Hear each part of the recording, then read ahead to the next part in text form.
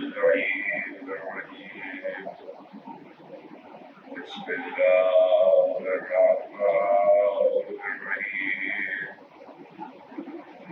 الحمد لله لا معلم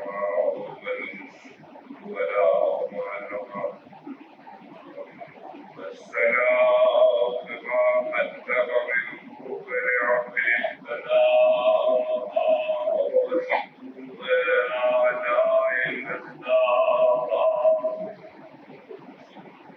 والصلاة والسلام على عبده ورسوله الذي اختاره قبل أن أرسله وسماه قبل أن اصطفاه واجتباه قبل أن ابتعثه إذا الخلائق بالغيب مقلولة وبنهاية الأدب مقلولة سيدنا ومولانا بالقول اللهم صل على محمد وآل محمد وأهل بيته الطيبين الطاهرين المعصومين المظلومين الذين علم الله والمرس وتطهرهم تطهيرا اللهم صل على محمد وآل محمد سير على عدو الله الذي لا يطاع وحجة الله التي لا تطاع على المشتهر والمهدي المنتظر اللهم صل على محمد وآل محمد ولعنة الدائم والعافية ولا مدارهم وملك وضائلهم ومعاصدهم بمجمعين بيوم الظلم بلا يوم الدين أما بعد فقد قال الله سبحانه وتعالى في محكم كتابه الحكيم إلا الله يأمر بالعدل والإحسان وإيتاء ذي القربى وينهى عن الفحشاء والمنكر والبغي يعظكم لعلكم تذكرون صلوات اللهم صل على محمد وآل محمد محرم کا 4 روز کا اداکاروں پہ بارش بچ چکے علم استادہ ہو چکے تعزیے رکھے جا چکے سبیلیں لگ چکی پیاسوں کی یاد میں اور ایسے میں میرا دل چاہتا ہے کہ میں مکہ معظمہ کی طرف رخ کروں اور سید الفتح ابو طالب کی بارگاہ پہ دست ادب جوڑ کے کہوں اے محبوب الہی کو سینے پہ رکھ کے پالنے والے تیرے بچے گوشت پلوں کی طرح ذبح کر دیے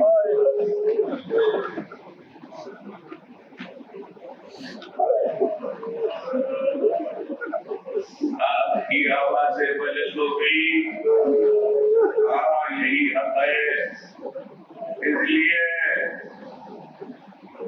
کہ دیکھو چاند کا اعلان دیر سے ہو یا جلدی حسین کی پانے میں دیر نہیں ہے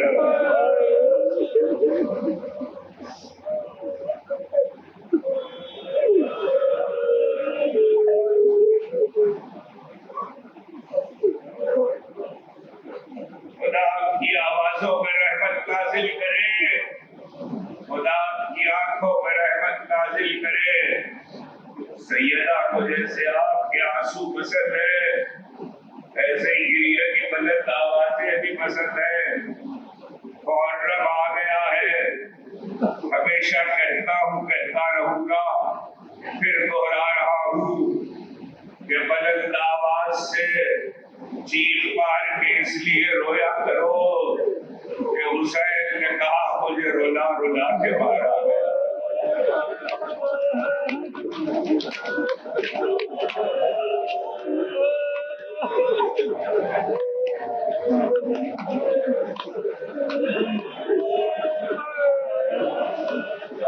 فاطمہ کے لال نے کہا مجھے رولا رولا کے مارا گیا۔ اور پھر یہ نہ سمجھنا کبھی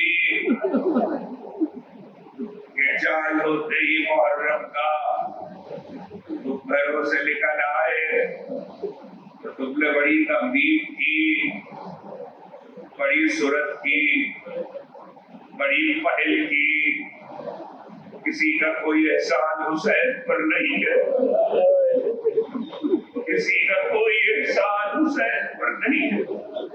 تم آج نکلے ہو گھروں سے، پیدائش کے ساتھ عزاداری کر رہے ہو، گھروں سے نکل رہے، ارے حسین نے تو تمہیں اس وقت یاد کیا تھا، اور کب یاد کیا تھا؟ رات کو کہہ رہا تھا شاہ خراسان پہ تم سے بھی کہہ دوں، بیٹھے ہو فرش ازا پر یاد کر رہے ہو، آسودہ ماحول ہے نا، گرمی صحیح ہوا کا انتظام ہے، پیاسے صحیح پانی کا انتظام ہے، بھوکے صحیح تبرک کا اہتمام ہے، اہل و عیال کے ساتھ بیٹھے ہو، آسودگیوں میں یاد کرتے ہو۔ حسین نے تمہیں اس وقت یاد کیا تھا جب علی اصغر کا لاشا ہاتھوں میں لیا۔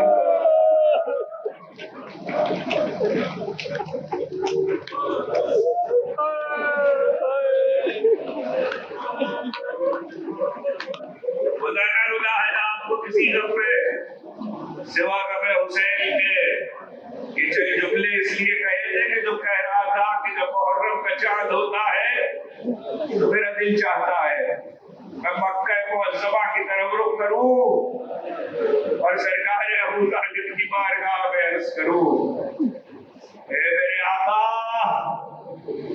اے اللہ کے یتیم محبوب کو پالنے والے، یتیم محبوب کو پالنے والے اور شفقت سے پالنے والے، تیری اولاد کے یتیموں کو تماچے مارے ہیں۔ سنو یہ لوحہ سنو، محرم کا آغاز ہے، یہ لوحہ سنو، یہ مرثیہ سنو۔ میرا دل چاہتا ہے کہ میں ابو طالب کی بارگاہ میں عرض کروں، آقا سید العالمین کی پرورش کی، حفاظت کی، ان کی جوانی کی حفاظت کرنے والے، ان کی بچپنے، ان کے بچپنے میں ان کی سپر بننے والے، ان کے شباب میں ان کے سامنے کھڑے ہو کر کفر و شرک سے بچانے والے، تیرے جوان تیروں اور تلواروں سے چھلی کرنی ہے۔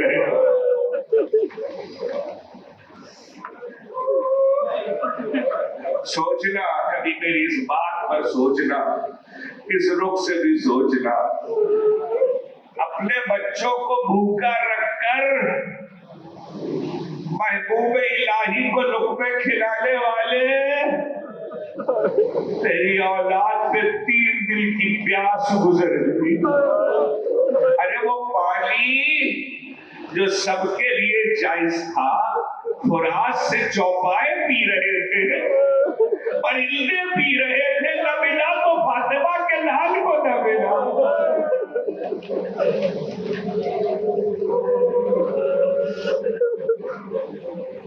خدا کرنا ہے آپ کو کسی غم پہ سوا غم حسین کے، خدا کرنا ہے کسی غم پہ سوا غم اہل بیت کے۔ میرا دل چاہتا ہے کہ محرم کا چاند ہونے پر مڑ کر مکہ معظمہ کی طرف ابو طالب کی بارگاہ میں عرض کروں۔ کیسے سنو گے یہ فقرہ مجھے نہیں پتا۔ ابو طالب کی بارگاہ میں عرض کروں، للعالمین کی کفالت کرنے والے اور ان کی لابوس ملیکۃ العرب اور عزت رسالت کی پاسداری کرنے والے تیری پوتیوں کے سروں سے چادریں تھے.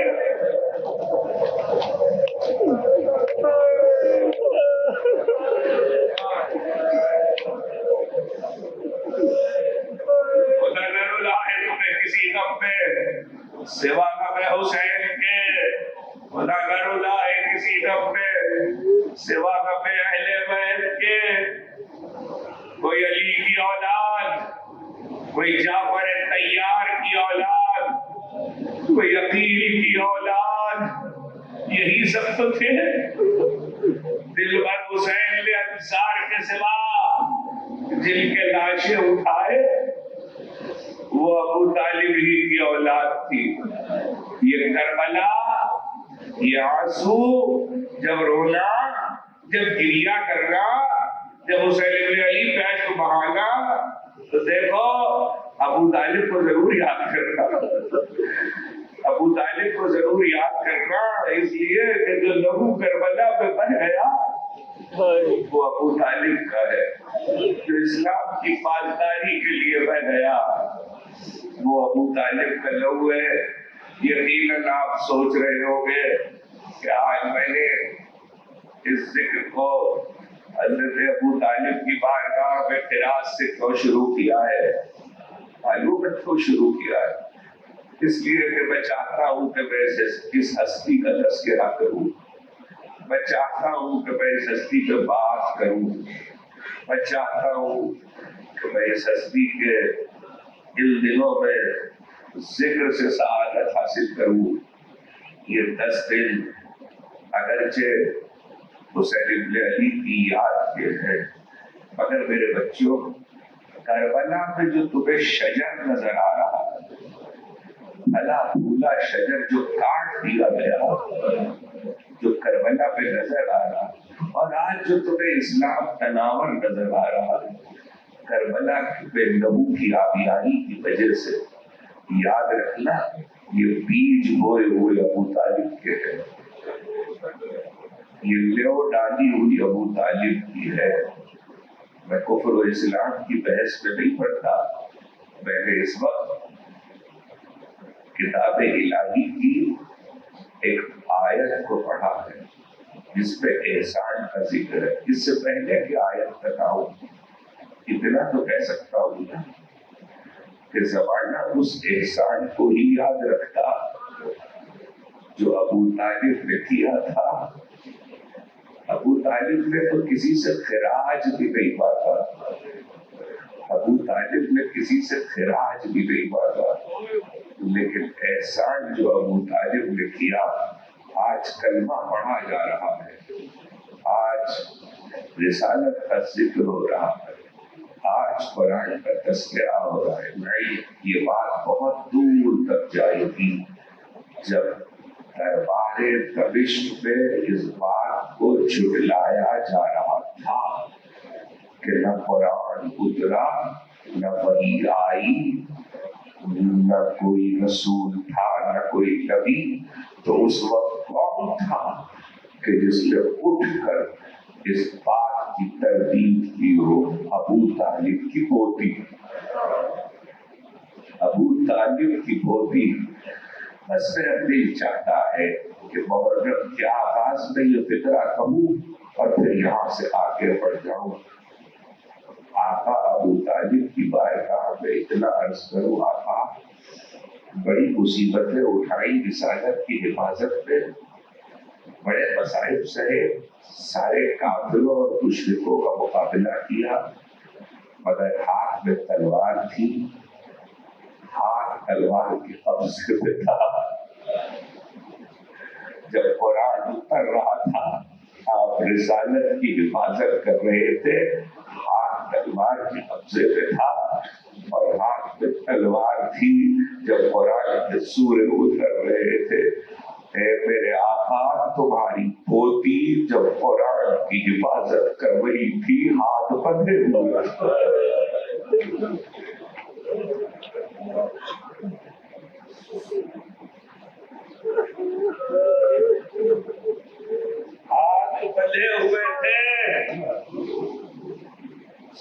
رضا نہیں تھی، مکے میں جب تنزیل کا مرحلہ تھا، یہ لفظ محفوظ کرنا کبھی کام آئی تھی۔ مکے میں جب تنزیل کا مرحلہ تھا، اس وقت حفاظت ہو رہی تھی تو خاندان کے بڑے جوان تھے، لیکن آج جب تنزیل اور تعویل دونوں کا انکار ہو رہا تھا تو اس وقت جوان ایک تھا اور وہ بھی زنجیروں میں جکڑا ہوا تھا، اور ایک بیوی تھی جو دادا کے کردار کو نبھا رہی تھی۔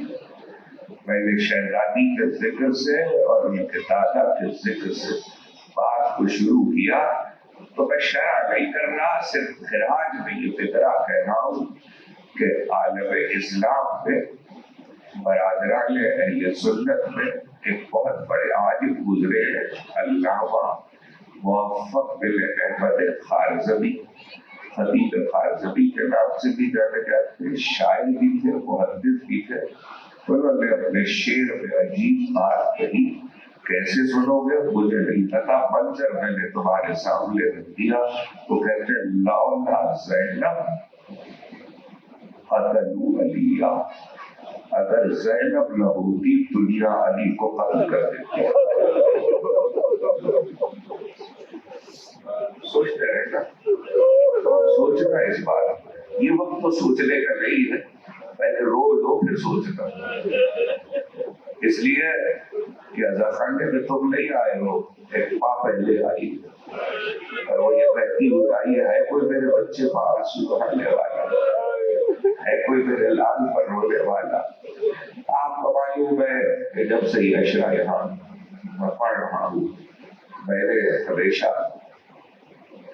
اس تذکرہ مسائل سے مجلس کو اشرے کو آغاز کیا ہے، اور وجہ صرف یہ ہے کہ آنے والی نسلوں کو یہ بتلاؤں کہ حسین ابن علی کی ماں فرش عزا پر میری تمہاری گفتگو سن لے رہی ہے، حسین ابن علی کی ماں فرش عزا پر میرے تمہارے کلام کو سننے نہیں آتی، وہ تو آتی ہے اپنے حاجت میں آنسوؤں کو جمع کرنے، اشکوں کو لینے، اور ان اشکوں کی قدر یاد رکھنا، یہ حسین کے زخموں کا مرہم ہے، یہ حسین کے زخموں کا مرہم ہے۔ آغاز میں اس لیے کہہ رہا ہوں، اتنی دیر آپ سے بات کی، یہ حسین کے زخموں کا مرہم ہے۔ کبھی فرشتے بھی لے جاتے ہیں، کبھی سیدہ آتی ہے، یہ حسین کے زخموں کا مرہم ہے۔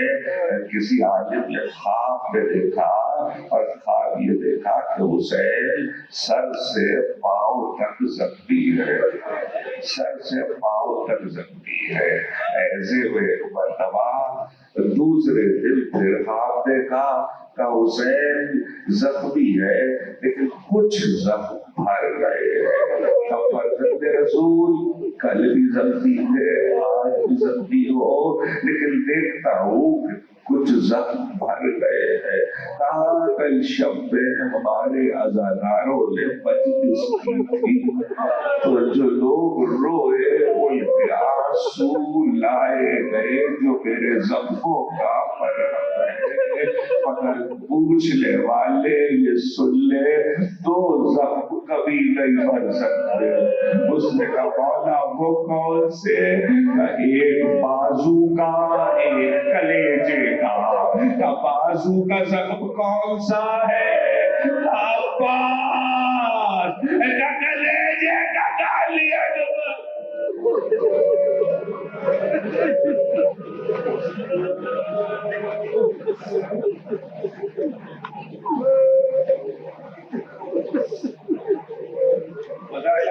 ہے آپ کو کسی لفظ سے سوا کبے حسین کے خدا نہ رلائے، کسی لفظ سے سوا کبے اہل بیت کے۔ اس منزل تک آ گیا تو سرنامہ بیان میں پڑھی ہوئی آیت تک پہنچنے کے لیے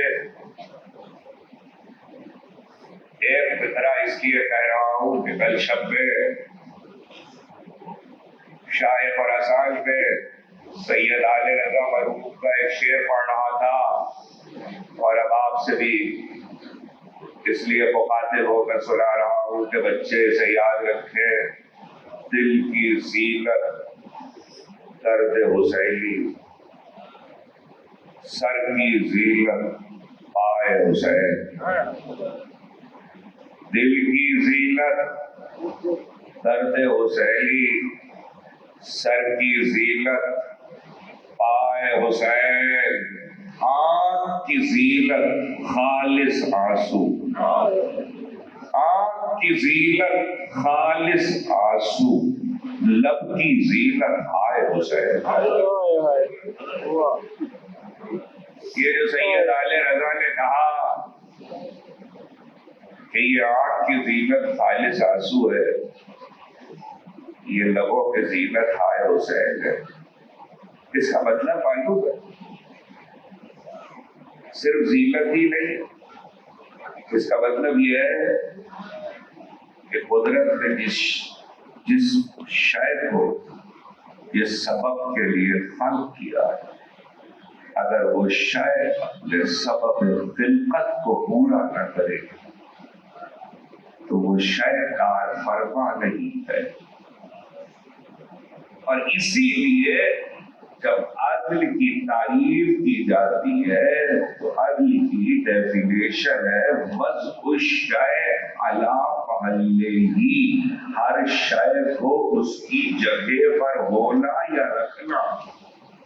یہاں سے بات کا آغاز کر رہا ہوں اور تمہید ہے اور عنوان کا اعلان ہے کہ دستگیر کیا گفتگو ہوگی۔ ایک اندازہ آپ کو ہو گیا ہوگا کہ میں یہاں پر اس اشرے پہ صبح کو کس حوالے سے گفتگو کروں گا، لیکن ابھی میں نے تفصیل نہیں عرض کی ہے۔ اِنَّ اللَّهَ يَأْمُرُ بِالْعَدْلِ وَالْإِحْسَانِ وَإِيتَاءِ ذِي الْقُرْبَىٰ وَيَنْهَىٰ عَنِ الْفَحْشَاءِ وَالْمُنكَرِ وَالْبَغْيِ یعظکم لعلکم تذکرون۔ سورہ نحل کی آیت ہے۔ سورہ کا تعارف کسی اگلی پر اگلے منزلوں اور مرحلوں میں، اس وقت صرف یہ لفظ یاد رکھے، ظاہر لفظ کا ترجمہ یہ ہے اللہ حکم دیتا ہے۔ ان اللہ یامر، اللہ حکم دیتا بالعدل والاحسان وایتاء ذی القربیٰ، تین باتوں کا، پہلا ہو عدل کا، دوسرا ہو احسان کا، تیسرا ہو ایتاء ذی القربیٰ کا۔ وینہا، اور روکتا ہے، منع کرتا ہے، پابندی لگاتا ہے، ینہا عن الفحشاء والمنکر والبغی، تین باتوں پر۔ فحش پہ پابندی ہے اللہ کی طرف سے، منکر پہ پابندی ہے اللہ کی طرف سے، والبغی، باغی یعنی بغاوت، بغض پہ پابندی ہے اللہ کی طرف سے۔ یعظکم، وہ تمہیں نصیحت کرتا ہے، لعلکم تذکرون، تاکہ تم نصیحت، شاید نصیحت حاصل کر لو۔ یہ ہے ظاہر لفظ کا ترجمہ۔ اللہ نے تین باتوں کا حکم دیا ہے، تین باتوں سے روکا ہے۔ آغاز ہی میں یہ سن لیجئے کہ پہلے، سب سے پہلے اس آیت کی اہمیت کیا ہے، قرآن مجید میں اس آیت کی اہمیت کیا ہے۔ شیعہ سنی مفسروں نے اکٹھے ہو کر یہ لکھا ہے کہ توجہ کیجیے گا، اکٹھے ہو کر یہ لکھا ہے کہ اگر پورا قرآن ہی نہ آتا اور صرف یہ آیت اترتی تو پورا دین ہے۔ اس آیت کا اسٹیٹس سمجھیے گا، اگر قرآن نہ ہوتا، نہ آتا اور صرف یہ آیت اترتی تو پورا دین ہے۔ اللہ نے پورے دین کو اس آیت میں سمیٹ دیا۔ ہماری مجبوری یہ ہے کہ ہمارے پاس جب لفظ عدل آتا ہے تو ہمارے ذہن میں آتا ہے کوئی عدالت بٹھائی جائے گی، کچھ منصف آئیں گے، وہ عدل کریں گے۔ اللہ پہلا مطالبہ یہ کر رہا ہے کہ زمانے کے ساتھ عدل کرنے سے پہلے اپنے ساتھ تو عدل کرو۔ میری بات کو سمجھیے گا، اپنے ساتھ تو عدل کرو، اور قرآن مجید حدیثوں میں بھی دو لفظ آپ نے سنا ہوگا، اور وہ کیا ہے؟ ایک عدل ہے، ایک قسط ہے۔ اور جب سین کو قسط ایپیسوڈ نہیں، قسط عدل، عربی زبان کا قسط عدل، اور قرآن میں جب لفظ قسط آتا ہے اور حدیث میں لفظ قسط آتا ہے تو اس کا ترجمہ نیچے ترجمہ کرنے والے کرتے عدل۔ اب میں پوچھنا چاہتا ہوں، اگر عدل کا ترجمہ بھی عدل ہے اور قسط کا ترجمہ بھی عدل ہے تو پھر دونوں میں کیا فرق ہے؟ تو قرآن کی لغتیں لکھنے والوں نے لکھا نہیں، دونوں میں بہت فرق ہے۔ توجہ کیجیے گا، وہ دونوں میں کیا فرق ہے؟ وہ فرق یہ ہے کہ اگر میں اپنی ذات کے ساتھ عدل برتوں تو یہ قسط ہے، اگر آپ کے ساتھ معاشرے کے ساتھ عدل برتوں تو یہ عدل ہے۔ ذات کے ساتھ عدل، قسط کیا ہے؟ عدل کیا ہے؟ یہ اعضاء و جوارح کا، یہ آنکھوں کا، یہ دل کا، یہ دماغ کا، یہ نفس کا، یہ مجھ پر حق ہے اگر، اور کچھ فرائض ہے، اگر میں وہ حقوق اور فرائض پورے نہ کروں تو میں عدل سے ہٹ گیا۔ جذبات میں بھی عدل چاہیے، رویوں میں بھی عدل چاہیے، رشتوں میں بھی عدل چاہیے، تعلق میں بھی عدل چاہیے، خواہشوں میں بھی عدل چاہیے، تمناؤں میں بھی عدل چاہیے، ارمانوں میں بھی عدل چاہیے۔ ہم اس راہ سے ہٹے ہوئے ہیں، جب ہم اپنے آپ کے ساتھ ہی عدل نہیں کر پا رہے تو میں آپ کے ساتھ کیسے عدل کروں گا؟ دوسرے کے ساتھ میں عدالت بٹھا کر اگر اس وقت کہوں آپ لوگ آئیے پہلے ٹھوکر ریاض میں ایک عدالت لگائیے اور فیصلے کل سے میں کروں گا، تو آپ کے قبلہ آپ نے اپنے ساتھ عدل کیا، جو آپ ہمارے ساتھ عدل کر رہے ہیں۔ جو اپنے ساتھ عدل کرے گا وہ دوسروں کے ساتھ عدل کر سکتا ہے۔ پہلے پہنچ کے اس لیے دو لفظ قسط اور عدل۔ اب جاؤ حدیث پڑھو، 73 فرقوں میں رسول کی حدیث ہے، جب میرا بیٹا آئے گا یامرو بالعدل، وہ حکم دے گا عدل کے ساتھ، یبلغ العدل قسطا وعدلا، وہ زمین کو بھر دے گا قسط سے بھی عدل سے بھی۔ اس کا مطلب ہے امام کے آنے کے بعد لوگ اپنے ساتھ عدل کریں گے۔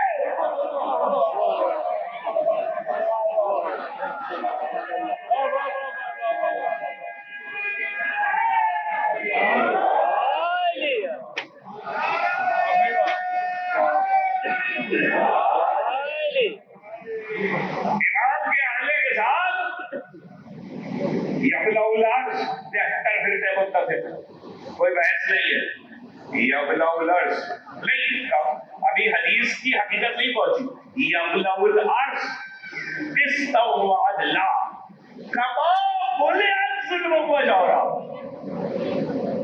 مہدی زمین کو قسط و عدل سے ایسے بھریں گے جیسے وہ پہلے ظلم و جور سے بھری ہوگی۔ اس کا مطلب یہ ہے کہ ہم ابھی تک ظلم و جور میں مبتلا ہے، وہ آئے گا تو قسط و عدل کرے گا۔ ہم اپنے ساتھ بھی ظلم کر رہے ہیں، دوسروں کے ساتھ بھی ظلم کر رہے ہیں، لیکن آپ نے اس پہ غور نہیں کیا کہ حضرت کے آتے ہی زمین بھر جائے گی قسط و عدل سے۔ تو یہ کیا ہوگا کہ کمال حیدر جو ابھی اپنے ساتھ ظلم کر رہے ہیں وہ اچانک سے تبدیل ہو جائے گا۔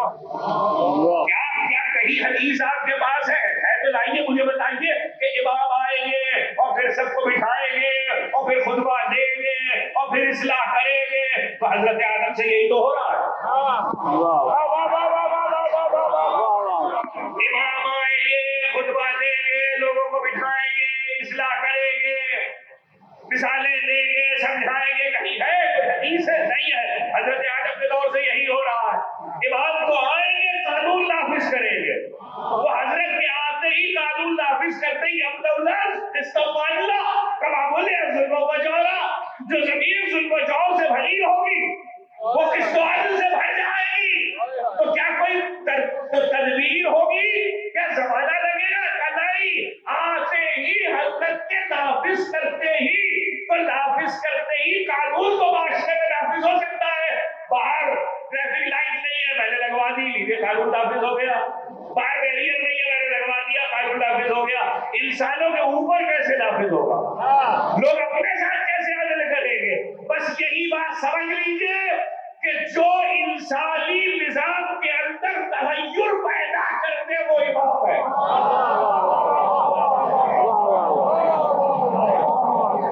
جو نظم انسانی کے اندر تغیر پیدا کرے وہ امام ہے. اور اگر کسی نے سنا ہوگا تو یقیناً اس کے علم میں ہے، اور جسے نہیں سنا وہ دوست سن لے کہ مولا علی نے کہا، مشہور قول ہے کہنے والا میں موجود ہے کہ مولا نے فرمایا کہ یہ جو جسم ہے تمہارا یہ عالم اکبر ہے. یہ جو تمہارا جسم ہے یہ عالم اکبر ہے، اور یہ جو دنیا ہے یہ عالم اکبر ہے. علی کہہ رہے علی کے علاوہ کوئی بتلا بھی نہیں سکتا. 1400 سال لگے ہیں میڈیکل سائنس کو یہاں تک پہنچنے میں کہ دریافت ہو رہا ہے کہ جسم بشر میں کیا کیا ہے، اور وہ بھی ابھی تک کھل نہیں سکا سب کچھ. ایسے میں مولا علی کہہ رہے یہ عالم اکبر ہے، یہ بڑا عالم ہے، یہ چھوٹا عالم ہے. مجھے حق ہے نا ایک جملہ کہہ لیں، جو چھوٹا عالم نہ چلا سکے وہ بڑا عالم.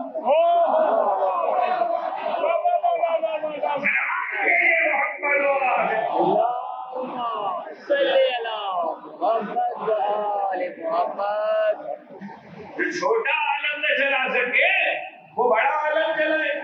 جو چھوٹے عالم پہ دنیا پہ جو نافذ ہوگا وہ عدل، اور جو اپنے اوپر نافذ کرتا ہے. مجھے نہیں معلوم کہ میرے بچے اس حقیقت تک ابھی پہنچ سکیں کہ نہیں پہنچ سکے، لیکن پہلے پانی سی مثال دے کر آپ آگے بڑھ جاؤ تاکہ وہ بات پہنچ جائے. دیکھیے اگر میں زمانے پہ عدل نافذ کر رہا ہوں اور عدالت لگا کے بیٹھ جاؤں، صبح شام آپ سے کہوں کہ دیکھیے انصاف کیا کیجیے، عدل کیا کیجیے، اور آپ کا ظلم تو میرے پاس آئے، ہو سکتا ہے کہ اکیلے میں جب میں اکیلے ہوں اور جب وقت آئے تنہائی میں اپنے اوپر عدل نافذ کرتے تو مجھے یہ خیال گزرے اس وقت کون سا لحاظ دیکھ والے مجھے دیکھ رہے ہیں. اگر میں تھوڑی دیر کے لیے عدل چھوڑ دوں پھر توجہ کیجیے گا، اس وقت کون سا لحاظ دیکھ والے مجھے دیکھ رہے ہیں. اگر میں تھوڑی دیر کے لیے عدل چھوڑ دوں تو کیا فرق پڑے گا؟ ابھی تو اپنی ذات کی بات ہے، کمرہ ہی تو ہے، گھر ہی تو ہے، اور گھر میں کسی نے دیکھ لیا تو گھر والے ہی تو ہے. اس کا مطلب یہ ہے کہ انسان کے پاس ایسے موقع ہیں کہ وہ راہ عدل سے ہٹ جائے. آپ کی زبان میں اگر توجہ کیجیے، آپ کی زبان بڑی آسانی کے ساتھ سمجھا رہا ہوں، آپ کی زبان میں اگر کوئی انسان گنہگار ہے نا، ساری زندگی اس بات کے ہوتے ہوئے، فطرت میں اس رویے کے ہوتے ہوئے ساری زندگی اپنے ساتھ بھی تنہائی میں عدل کرے تو آپ اسے کیا کہیں گے؟ آپ اسے کیا نام دیں گے؟ یہ معاشرہ اسے کیا کہا؟ بہت متقی اور پرہیزگار ہے. یہی کہیں گے نا، بہت متقی اور پرہیزگار ہے. اب میری بات سن لیجیے گا، جب آپ کے معاشرے میں گنہگار انسان فطرت کے رویوں کے باوجود بھی تنہائی میں بھی اپنی ذات کے ساتھ ساری زندگی عدل کرے اور آپ اس کے گواہ ہو تو آپ زیادہ سے زیادہ اسے متقی کریں. جو اس سے آگے ہو اسے معصوم کہتے ہیں. سلامات بھیجیے محمد محمد.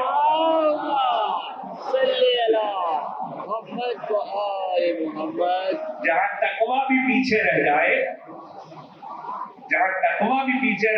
اب موقع تو نہیں ہے پہلی تقریر پہ دائرہ عنوان کا تعارف ہے، آنے والی مجلسوں میں تفصیل عرض کروں گا. جہاں تقویٰ بھی پیچھے رہ جائے وہاں عصمت ہے. سمجھ میں إِلَّا اللَّهَ يَأْمُرُ بِالْعَدْلِ وَالْإِحْسَانِ وَإِيتَاءِ ذِي الْقُرْبَى وَيَنْهَىٰ عَنِ الْفَحْشَاءِ وَالْمُنكَرِ وَالْبَغْيِ يَعِظُكُمْ لَعَلَّكُمْ تَذَكَّرُونَ. اس سے پہلے کہ میں بات کو پانی کی طرف لے کے جاؤں اور بڑھاؤں، پہلے یہ بتا دوں آیت کے اسلامی تاریخ کے اعتبار سے اس آیت کی خصوصیات کیا ہیں. ایک خصوصیت تو پہلے آپ سے عرض کر دی کہ سارا دین اس آیت میں. اب دوسری خصوصیت سنیے جس کو تقریباً ساری ہی تفسیروں نے لکھا ہے. تفسیر قاسمی میں کوئی دیکھنا چاہے، تفسیر سالبی میں دیکھنا چاہے، تفسیر زمخشری میں دیکھنا چاہے، تفسیر رازی میں دیکھنا چاہے، اور میں بہت سی تفسیروں کا تفسیر مکی میں دیکھنا چاہے، تقریباً سب نے لکھا ہے۔ وہ کیا لکھا ہے؟ 99 ہجری، 99 ہجری، ہجرا، یاد رکھیے میں یہ سب چونکہ 99 ہجری اس کی بنیاد پڑی ہے۔ 99 ہجری کا مطلب کیا ہے؟ 99 ہجری کا مطلب ہے کربلا گزر چکی۔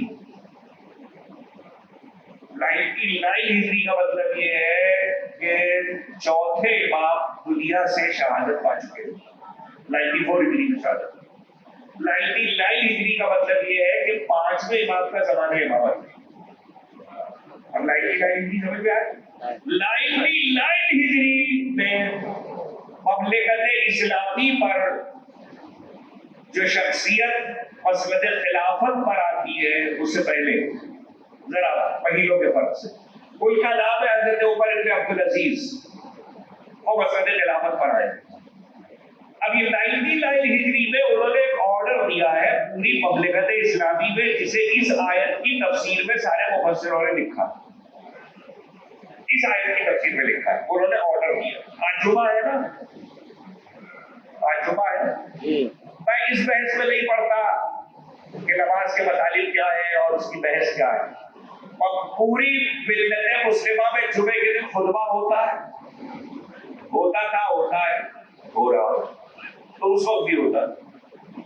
99 ہجری میں خلیفۃ المسلمین حضرت عمر بن عبدالعزیز نے باقاعدہ طور پر آرڈر دیا، توجہ کیجیے گا، اور خود اس پہ عمل کیا، آرڈر دے کر جو خطبہ نماز پڑھائی جمعے کی تو خود اس پہ عمل کیا۔ اب پہلے آرڈر سنیے، انہوں نے کہا جمعے کے خطبوں میں، سمجھیے گا میری بات کو، تفسیروں نے لکھا ہے جمعے کے خطبوں میں جو خلیفہ راشد حضرت علی پر سب کیا جاتا ہے اور لعنت کی جاتی ہے، اسے بند کرو، اور اس خطبے میں اس پورے بیان کی جگہ پر یہ آیت پڑھو، ان اللہ یامر بالعدل والاحسان وایتاء ذی القربی وینہی عن الفحشاء والمنکر والبغی یعظکم لعلکم تذکرون۔ 99 ہجری میں مملکت کے پورے خطبوں میں جو علی پہ سب کیا جا رہا تھا، برسوں سے اسے بند کروایا، اور بند کروا کر یہ آیت اس کی جگہ پہ خطبے میں جاری کروائی۔ اب جب تفسیروں میں یہ آ گیا ہے، اس آیت کی تفسیر میں کہ ایسا ہوا اور مملکت اسلامی میں باقاعدہ آرڈر جاری ہوا، تو تاریخ کے طالب علم کو اطلاع، تاریخ اور تفسیر کے طالب علم کو اطلاع تو حق ہے نا کہ وہ یہ تلاش کرے کہ یہ کام کب سے شروع ہوا تھا۔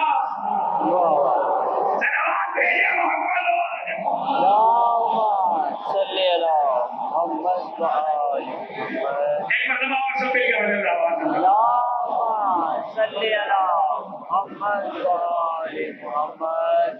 یہ کام کب سے شروع ہوا تھا؟ ابھی تک تو میں نے آپ کو صرف اطلاع بتایا، اس کے آگے جو مفسرین نے لکھا ہے وہ بھی سنیے، 2 جملوں میں سن لیجیے تو میں اپنے عنوان کا تعارف کرا دوں، تمہید میں سن لیجیے۔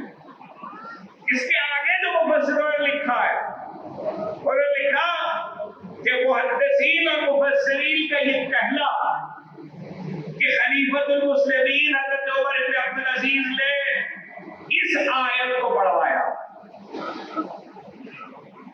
توجہ کیجیے گا، بل کیا کام کیا ہے؟ جو علی پہ سب ہو رہا تھا، علی کی برائی ہو رہی تھی جمعے کے خطبوں میں، میں برائی بہت احتیاط سے کہہ رہا ہوں، لفظ لعنت تک موجود ہے، یہ ہسٹری پتا ہونا چاہیے بچوں۔ تو جو برائی ہو رہی تھی، اچھا رک جائیے، میں آپ کو ایک ایسی حدیث یاد دلا دوں تاکہ اس طرح سے پھر متوجہ ہو جائے۔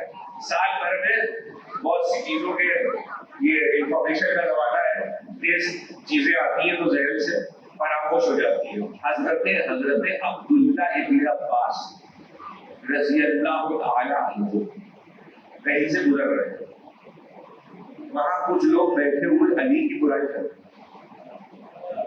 ہیں، اچھا اسی کیلیبر اور اسٹیٹس کی حدیث حضرت ام سلمہ رضی اللہ تعالیٰ عنہ سے بھی حضرت ابن عباس گزر رہے ہیں اور کچھ لوگ بیٹھے علی کی برائی کر رہے. پہلے بھی مجھے پتا میں پڑھ چکا ہوں, آپ نے مجھ سے سنی ہوگی, لیکن میں اس وقت کسی مقصد سے دوبارہ پڑھ رہا ہوں تاکہ ذہن مضبوط ہو جائے. حضرت ابن عباس گزر رہے ہیں, لوگ بیٹھے ہوئے علی کی برائی کر رہے ہیں. رک گئے ابن عباس, رک کر ان لوگوں سے کہہ لیں تم اللہ کی برائی کر رہے ہو.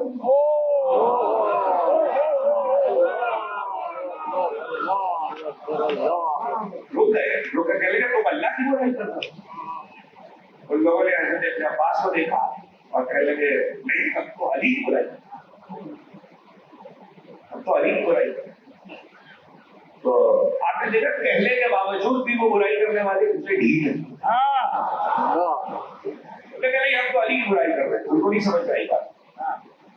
تو حضرت علماء اہل سنت کی بڑی کتابوں میں حدیث موجود ہے. حضرت ابن عباس رضی اللہ تعالیٰ عنہ نے کہا کیا تم نے رسول کی حدیث نہیں سنی؟ انہوں نے کہا رسول نے کیا کہا؟ پہلے اپنے محبوب رسول سے سنا من سب علی فقد سبنی ومن سبنی فقد سب اللہ.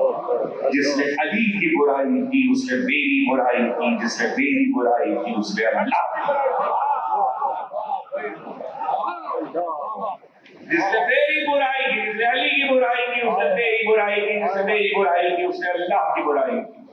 ایسے میں ابن عباس کا رسول کی حدیث کو بیان کرنا حضرت ابن عباس رضی اللہ تعالیٰ عنہ کا یہ خود بتلا رہا کہ پیغمبر نے اپنے وقت میں روک دیا تھا. بند کر دو میرے بھائی, اس کو بند کرو, توجہ سے سنو کہ میں کیا کہہ رہا ہوں.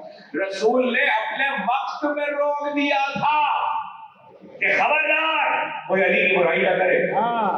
روک دینے کے باوجود برسا برس جو میری خطبوں کے ممبروں سے ہوئی اور حضرت عمر بن عبد العزیز نے اسے بند کیا اور بند کر کے آرڈر جاری کیا یہ آیت پڑھی جائے اس کی جگہ. اب مجھے ایک بات بتائیے, کیا مفسر واضح سوچے گے نہیں اتنے بڑے قرآن میں سے یہی آیت کیوں پڑھی ہے؟ 6666 آیتوں میں سے یہی آیت کیوں پڑھی جائے؟ وہ خاص بات تو ہے. اب جو خاص بات ہے وہ لکھی ہے مفسروں نے, میرے بس کا سن کر تعلق نہیں ہے, آپ بات سن لیجیے میں نقل کر دیتا. وہ کہتے ہیں قرآن کہہ رہا ہے 3 چیزوں کا اللہ حکم دیتا, 3 چیزوں سے روکتا. جن 3 چیزوں کا حکم دیتا ہے وہ ہے عدل, وہ ہے احسان, وہ ہے ایتاء ذی القربیٰ, پانی بتاؤں گا بات. اور جن چیزوں سے روکتا ہے وہ ہے فحشاء, وہ ہے منکر, وہ ہے باغ یعنی بغاوت. تو اب مفسروں نے لکھا, میرے مسلک سے ان کا تعلق نہیں ہے, حوالے موجود ہے. وہ کہتے ہیں کہ حضرت عمر بن عبد العزیز کا اس کو روکنا اور پابندی لگا کہ اس آیت کو پڑھوانا یہ بتا رہا ہے کہ علی کی برائی ہے یہ تینوں کام, فحش, منکر اور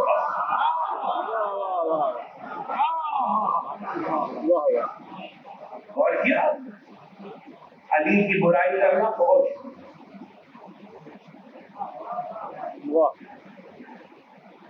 علی کی برائی کرنا فحش, علی سے عداوت رکھ لو منکر, اور باقی تو بتانے کی ضرورت ہی نہیں. تو کم سے کم مانی تو پہنچ گئے نا, مانی تو پہنچ گئے. ویسے بھی اس پڑھے لکھے معاشرے کو یہ بتانے کی ضرورت تو نہیں کہ بغض اور بغاوت کے مالک کیا ہے. اب میں تو ذمہ دار نہیں ہوں, اگر آگے مفسرین یہ لکھ دے, وہ لکھا ہے کہ مفسرین یہ لکھ کے میں نے آپ کو حوالے دیے, اگر کسی کو مانی نہ سمجھ میں آئے تو پھر وہ رسول کی اس حدیث کو یاد کر لے جو حضرت عمار کے لیے رسول نے کہی تقتلوا کا فئۃ الباغیہ. واہ واہ, تقتلوا کا فئۃ الباغیہ. پانی پہنچ گئے, بنیاد پہنچ گئی. اب واپس آئیے, پہلے لفظ سے بات کا آغاز کر لو, عنوان کا تعارف اور تفصیلات آنے والی تقریر ہو. الا اللہ یامر بالعدل, اللہ عدل کا حکم دیتا ہے. عدل کسے کہتے ہیں؟ لغت میں عدل کیا ہے, قرآن میں عدل کیا ہے, حدیث میں عدل کیا ہے, معاشرے میں عدل کیا ہے, علم کلام میں عدل کیا ہے. ایسا کیسے ہو سکتا ہے کہ اللہ کسی چیز کا حکم دے اور نہ بتائے؟ 73 فرقوں کے مفسرین اور قرآن کی ساری لغتیں اس ایک ڈیفینیشن پہ متفق ہے. پہلے یہ ڈیفینیشن پہنچ جائے تو آگے بات کرو. الشیء علی محلہ، کسی بھی چیز کو اس کے محل اور مقام پر رکھنا. اگر وہ شے اپنے محل اور مقام سے ہٹ جائے گی تو ظلم ہو جائے گا. اگر وہ شے اپنے محل اور مقام سے ہٹ جائے گی تو وہ ظلم ہو جائے گا. ابھی میں نے مثال دی تھی عدالت لگا لے کی. اب ایک اور مثال سن لیجیے. بہت سی مثالیں جو اس سلسلے میں دی جاتی ہیں اور وہ کیا ہے، اس میں سے میں کچھ تازہ مثالیں دے رہا ہوں جو بالکل نہیں دی جاتی. یہ ممبر ہے، اس میں زینے ہے. یہ کس لیے بنایا ہے؟ یہ بیٹھے عمران صاحب یہ کس لیے بنا، کیوں بنایا ہے؟ یہاں امام باڑے کے لیے بنا ہے یا اس پہ بیٹھنے سے علی ہوگا؟ کمال صاحب آئے اور کہے عمران صاحب ذرا ممبر باہر لے چلیے. بھائی توجہ کیجیے گا، ممبر باہر لے چلیے، یہ فلاں مکان کی جو کھڑکی ہے اس پہ مجھے چڑھنا. تو ممبر پہ چونکہ زینہ ہے نا، سیڑھی ہے، تو میں اس پہ پیر رکھ کے کھڑکی پہ چڑھ جاؤں. یہ بتائیے عادل ہے کہ ظلم ہے؟ ظلم ہے. اس لیے کہ ممبر اس کام کے لیے نہیں بنا.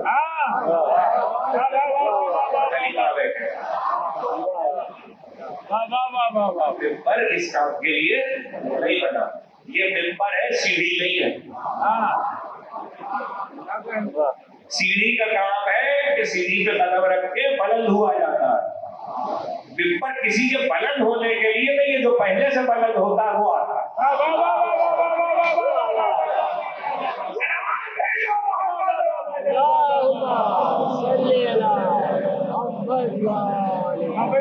کون سمجھا کون نہیں سمجھا؟ آغاز ہے ایسے کا ممبر کسی کے بلند ہونے کے. اچھا ایک دوسری مثال دے دیتا ہوں. دوسری مثال کیا ہے؟ کمال صاحب نے کہا کہ عمران صاحب ممبر کو کل سے میدان میں رکھیے گا،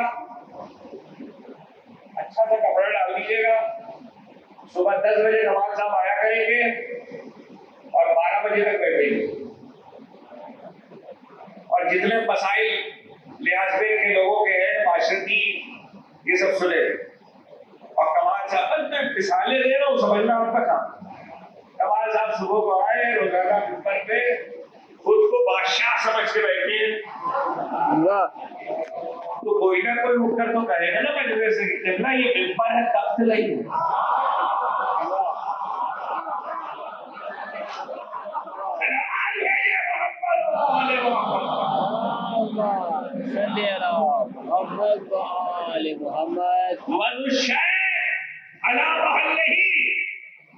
دیکھیے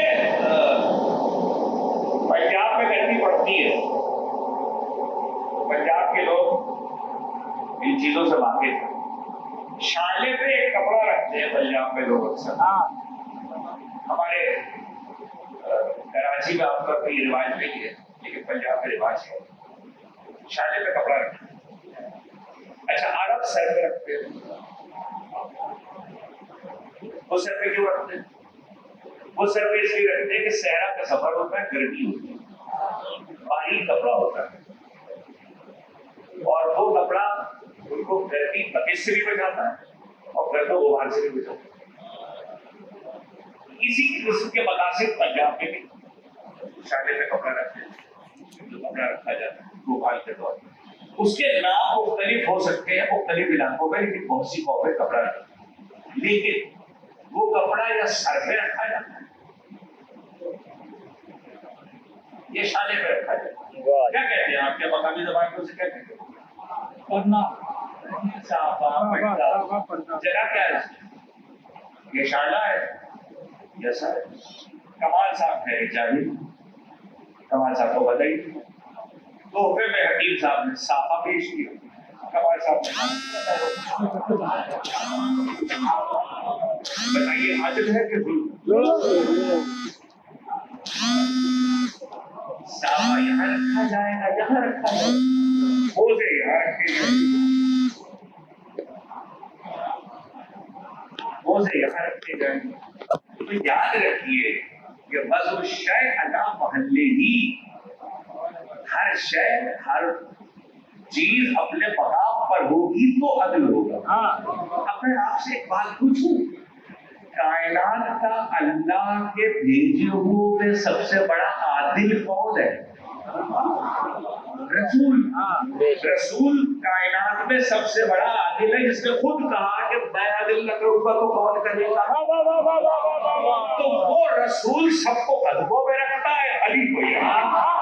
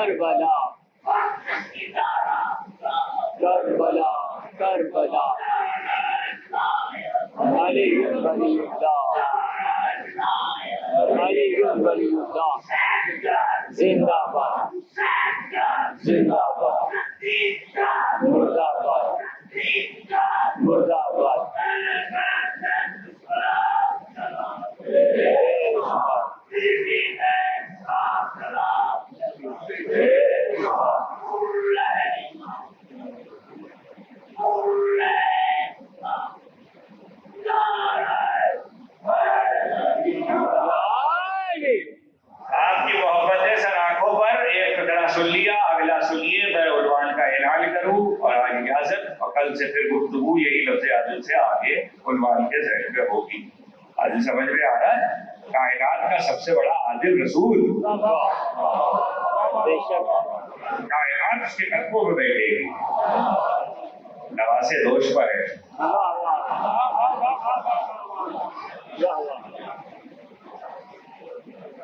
اب یہ فرق یاد رکھنا، کبھی بات پھر کریں گے.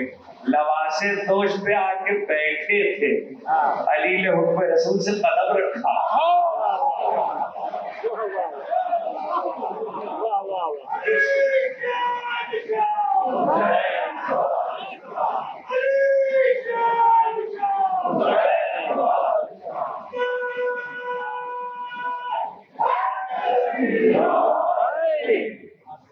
عدل ہے. تو اس کا مطلب یہ ہے کہ وضع الشیء علی محلہ، بس ایک جملہ کہوں گا، آپ تفصیلات آگے کی منزلوں میں. وضع الشیء علی محلہ، ہر شے کو اپنے مقام اور محل پر رکھنا عدل ہے، رکھنا عدل ہے. اور جو آپ کو عدل کا حکم دے، نہیں ہو سکتا کہ وہ عدل نہ کرے. رسول نے عدل کا حکم لیا تو شان رسالت کے خلاف ہے کہ وہ عدل نہ کرے. تو جو اللہ کائنات کا عادل ہے، اِلَّا اللَّهَ لَيْسَ بِظَلَّامٍ لِّلْعَبِيدِ، اللہ اور بندوں پہ ظلم نہیں کرتا. عدل اس کی شان ہے. جب عدل اس کی شان ہے تو وہ عدل کے خلاف نہیں کرتا. جو عدل کے خلاف نہیں کرتا تو ہر شے کو اپنی جگہ پہ رکھنا عدل ہے. میں پوچھ سکتا ہوں اس عادل پروردگار کائنات نے رسالت کو ساری دنیا چھوڑ کے ابو طالب کی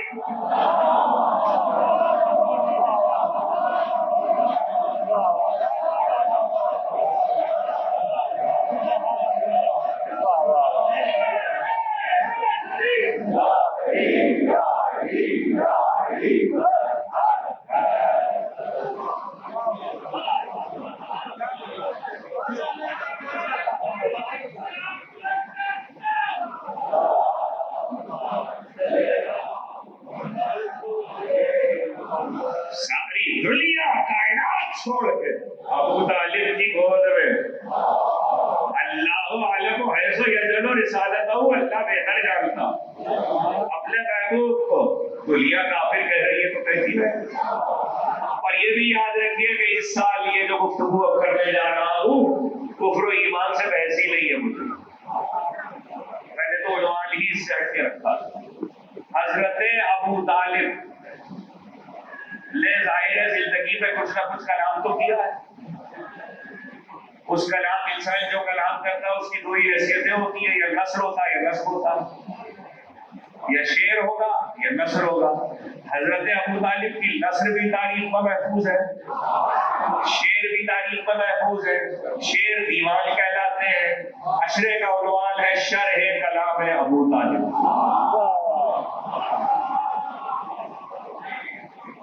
سلامات بھیجیے محمد والے. ایسے نہیں سب میں شاندار سلامات بھیجیے.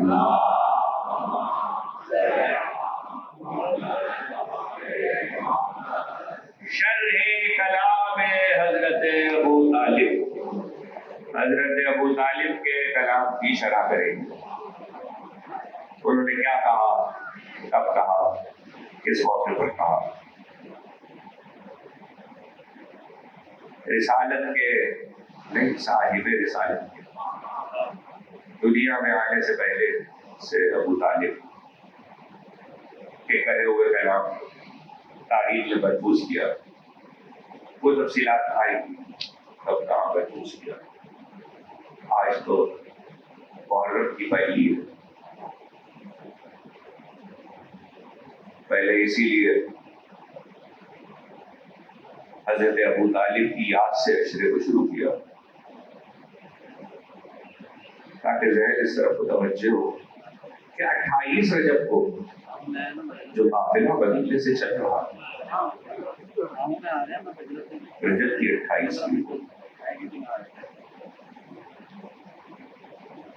مجلسوں میں آپ سنتے ہیں قافلہ چلا تو لوگوں کے ذہن میں تھا قافلہ چلا. ذہنی رویوں میں ایک چیز کی اصلاح لوگ کر لیں. جو مدینہ چھوڑ کے جا رہا ہے اس کا لقب شاہ مدینہ، اسے سلطان مدینہ بھی کہتے ہیں. سلطان مدینہ کا نواسہ بھی ہے، شاہ کائنات کا شاہ مدینہ کا نواسہ بھی ہے. اور حسین ابن علی کو اس وقت جس وقت یہ معاملہ ہوا ہے سارا مدینہ حسین کی تعظیم کرتا ہے، حسین کا احترام. دوسری بات یہ کہ حسین اکیلے نہیں چلے. بس دو جملے کہوں گا اور یہی مسائل. حسین اکیلے نہیں چلے. جس وقت امام حسین نے گھر چھوڑا ہے، مدینہ چھوڑا ہے، اس وقت امام حسین کا جو گھر مدینے میں تھا اس گھر میں رہنے والے افراد کی تعداد 350 سے زیادہ تھی. گھر کے اندر رہنے والوں کی تعداد جن کی پرورش ذاتی طور پر ان کی حفاظت کو حسین کرتے تھے 350 سے زیادہ. اور جو قافلہ چلا ہے اس میں لوگ جو سوار ہیں، مرد ہیں، جوان ہیں، وہ گھوڑوں پر ہیں. جو بیویاں ہیں وہ ناکوں پر اور ہماریوں اور محفلوں پہ ناکوں پر ہودج کسے ہوئے ہیں. اب یہ سب تفصیلات آنے والے وقت میں عرض کروں گا کہ گھر کیسے تھے اور سواریاں کیسی تھی.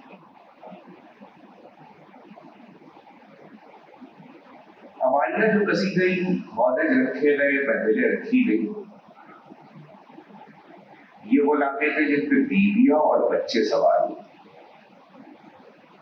اس کے علاوہ جو ناکے تھے ان میں کچھ ناکے بولتے تھے جن پہ کھانے کا اسباب، مطبخ کھانے کا اسباب. کچھ ناکے بولتے جن پہ بشتے، پانی کا سامان. کچھ ناکے بولتے جن پہ چھولداریاں، جس کو آج آپ خیمہ کہتے ہیں، خیام کہتے ہیں، اور وہ چھوٹے نہیں بڑے سائز کے تھے. یعنی میں اس وقت آپ کے ذہن کو متوجہ کرنے کے لیے صرف یہ بات کہہ رہا ہوں کہ جب آپ خیمہ کہتے ہیں اور کربلا جاتے ہیں تو آپ کو جو علامتیں واقعی ہیں اس پہ دیکھنے سے ذہن میں یہ آتا ہے کہ چھوٹے چھوٹے خیمے ہیں اور ایک خیمے میں 2 آدمی یا 1 آدمی سو سکتا ہوگا. مجھے نہیں معلوم اس وقت سے پاڑے کا رقبہ کتنا ہے، رقبہ آپ جانے، لیکن یہ جو حدود ہے نا، بنی ہاشم جب سفر کرتے تھے پورے کلبے کو لے کر تو ایک خیمہ بھی اس سے بڑا ہوگا. یہ میں بہت کتابیں دیکھ کے آپ سے بات کر رہا ہوں. کتنے لوگ یہاں بیٹھے ہیں دل کا اندازہ آپ کیجیے، ایک خیمہ بھی اس سے بڑا ہوگا. اور یہ جیسے گنبد آپ دیکھ رہے ہیں، یہ اس کی اونچائی کم ہے، اس سے زیادہ اونچائی پر خیمہ گنبد کی شکل میں اور اس میں کلش ہوتا ہے. امام حسین کے سفر میں 2 خیموں پہ کلش ہوتے ہیں، 2 خیموں پہ لازمت کلش ہوتے ہیں، ایک امام حسین کے خیمے پر، ایک شہزادی کے خیمے پر. اور ظاہر ہے کہ جب اتنے بڑے خیمے کسی جگہ پہ لگائے جائیں گے تو ان کے لیے اسباب بھی چاہیے، سامان بھی چاہیے اور ان کے لیے جگہ بھی چاہیے. یہ بات آگے کام آ جائے گی. آج میں تفصیل نہیں عرض کر رہا کہ قافلہ جو چلا ہے اس میں لاکھوں کی دیکھ بھال کرنے والی، ان کو کھانا کھلانے والے، ان کو پانی پلانے والے، گھوڑوں کی دیکھ بھال کرنے والے، اسلحے کی دیکھ بھال کرنے والے، کھانے پکانے والے، پانی کا انتظام کرنے والے، غلام الگ، کنیزے الگ. یہ پہلے اتنی دیر لگائی صرف ایک جملہ آپ سے کہہ رہے ہیں. 350 سے زیادہ افراد گھر میں تھے. 4 کو حسین نے مدینے میں چھوڑا ہے، فاطمہ زہرا، پھوپھی ام ہانی، لاڈی ام سلمہ، ابا ام الولید. اس کا مطلب ہے پورا گھر گیا ہے. سن لیا میرا پترا، پورا گھر گیا ہے. کتنے لانے چاہیے ہوں گے، کتنی محفلیں چاہیے ہوں گی، کتنے عہدے چاہیے ہوں گے، کتنی آبادیاں چاہیے ہوں گی، یہ حساب اب کرتے رہنا. میرا جملہ سن لو. 250 کم سے کم لاکے گھوڑوں کے علاوہ کم سے کم جسے لکھے اس نے کہا 250 لاکے تھے. آبادیاں کتنی تھی، محفلیں کتنی تھی، وہ تعداد 50 سے 70 تک کی تو موجود ملتی ہے تاریخ میں. بس اب جملہ سمجھو. 28 رجب کو جو قافلہ اٹلی آبادیوں پہ گیا تھا وہ 1.5 سال کے بعد جب واپس آیا تو 3 آبادیوں.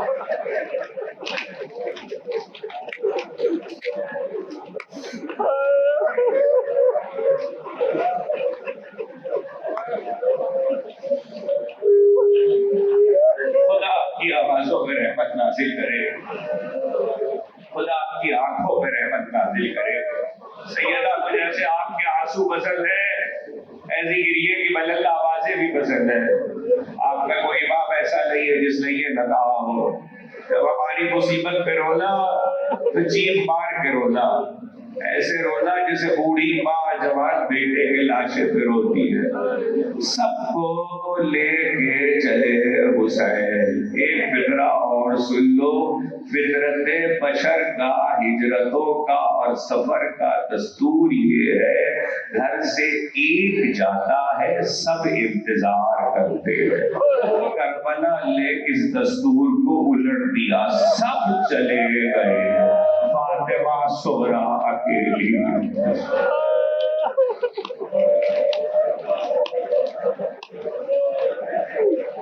اور اگر یہ جملہ آپ نے سن لیا تو یہ جملہ بھی سن لیجیے کہ دنیا کے فطرت کے نظام میں یہ اصول ہے کہ کبھی کوئی 1 یا 2 مر جائیں تو ایک جنازہ ہوتا ہے، رونے والے بہت سے ہوتے ہیں. حضرت آدم سے آج تک یہی طریقہ ہے، جنازہ ایک ہوتا ہے، رونے والے بہت ہوتے ہیں. کربلا نے یہ دستور بھی الٹ دیا، جنازے بہت تھے، رونے والی اکیلی فاطمہ زہرا.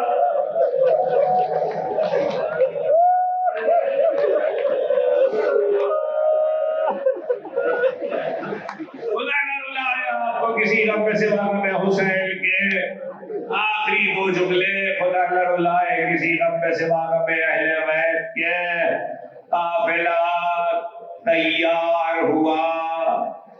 گزشتہ برسوں میں کئی رخ سے تیاری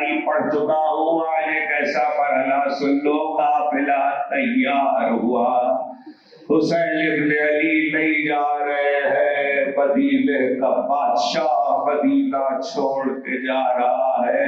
تاریخوں نے لکھا اتنا گریا تھا، مدینے میں رونے کی آوازیں اتنی تھی کہ بہرے گھروں سے اٹھ کر آ گئے، بہرے گھروں سے اٹھ کر آ گئے، اتنا گریا تھا مدینے میں۔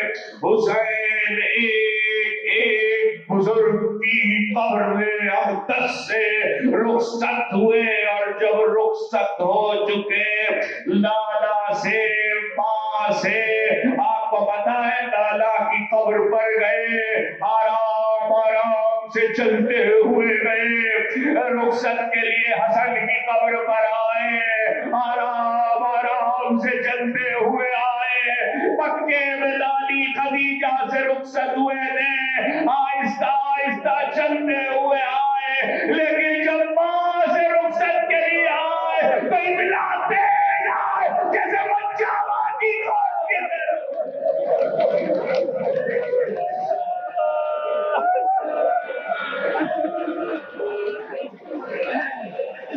خدا نہ لائے آپ کو کسی غم میں سے واقع میں حسین کے، خدا نہ لائے کسی غم میں سے واقع میں اہل بیت کے، ماں سے رخصت ہوئے، ایک بار سب سے رخصت ہو کر ادھر آئے تو قافلہ ڈیوڑی پر بلی ہاشم کے محلے کی ڈیوڑی پہ تیار تھا، بیویاں لاکھوں میں ہماریوں پہ بیٹھ چکی، ہماریاں لاکھوں پہ رکھی جا چکی، ترتیب یہ ہے کہ سب سے آگے حسین ابن علی کا رہوار ہے، اس کے بعد بلی ہاشم کے جوال گھوڑوں پر ہے، دریال میں ہماریوں کے ناکے ہیں، اس کے پیچھے وہ اونٹ ہے جن پہ اسباب اور سامان چھونداریاں بشکیں اور یہ سارے ناکے ہیں، سب سے آخر میں ابو الفضل عباس ہے۔ یہ ترتیب بہت سنی ہوگی مگر شاید وہ فقرہ نہ سنا ہو،